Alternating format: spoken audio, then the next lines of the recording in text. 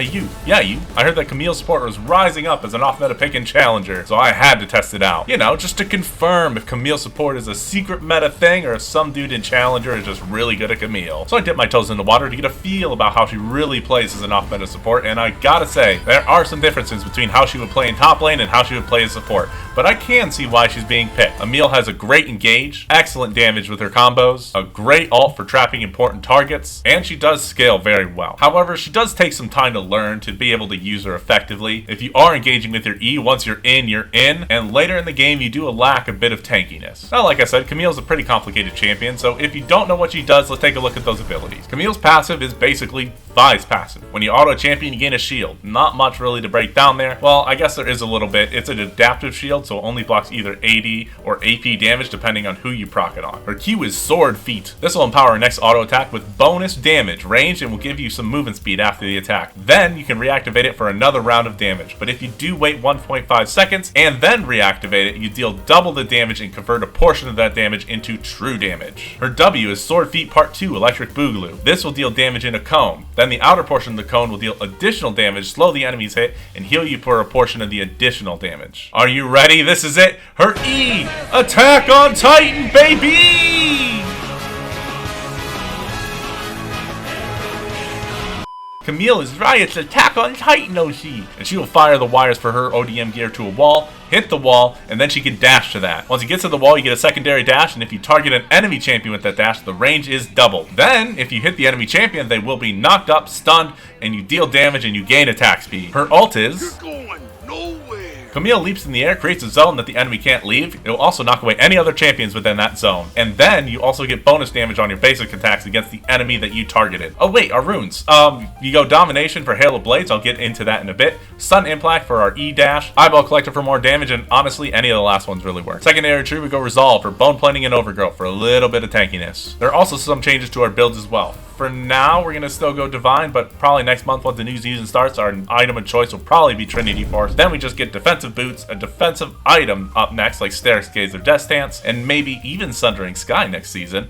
Then from there, just a mix of damage and defense. Maybe pick up a tank item because later in the game, you're not going to have the extra damage from your Grasp of the Undying, but you do you. Now, there is something that blew my mind when I was researching this video, and it has to do with their combos. When I was playing these games, I was missing out on some damage. I learned that you can cast your W while in your E. So you E to the wall, W, E again to dash to the enemy, then you get your W off before you land, and you get your stun. Like, what?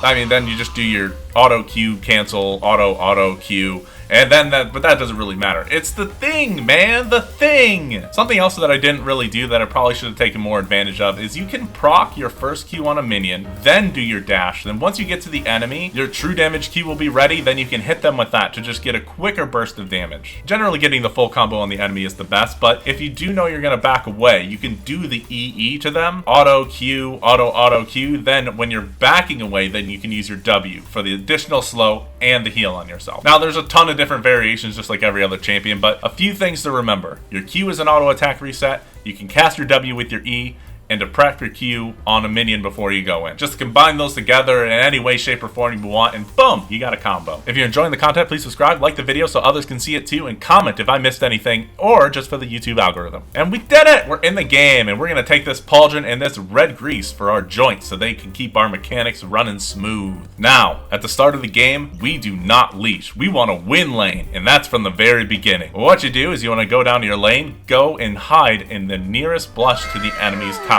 Start with your E, and then once the enemy reaches past this threshold here, you want to E in your damage, triple block our Hail of Blaze, use Ignite, either get the kill or force them out of lane or force them to stay under their tower. That's it, we just won lane. Now I did this every time, and after this, every enemy did not pass that threshold any longer. However, you do want to be careful as the enemy jungler will probably be bot side, and he can get an easy cheese gang off if you try and stay pushed in too far. So just try and keep that tri-bush warded. And like I said before, be wary of ganks, and this will lead to a big early game lead. Remember that when you do E in, you're kind of stuck, so try and stay away from enemy towers and be careful of where the enemy jungler is, because once you're in, you're in. Then just poke with your W, get your true damages when you have a chance, and once you get your ult and the enemy walks anywhere past this line, you ult them and they can't get away, because now I got you for 3 And they're dead. Then just trying to go full psycho mode every time you get to go in. Deal as much damage as possible, get kills, push lanes, get plates, and get towers. Now let's take a look at that mid game. Then once your tower is down and you get into that mid game, you want to try and get some ganks off. When you are running around, if you are able to isolate a target with your ult and wait for your team to collapse on them, and then you get a kill, that's a win.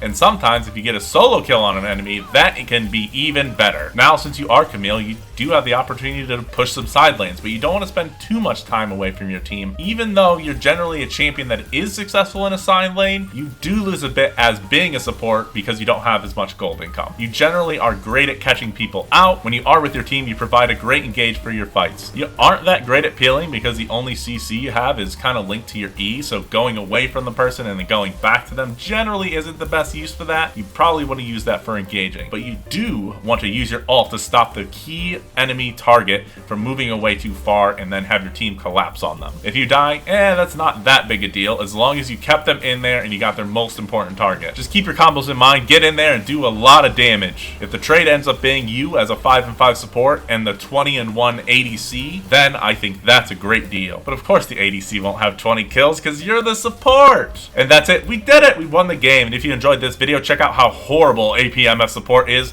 and how we try to improve it. Talk to you later.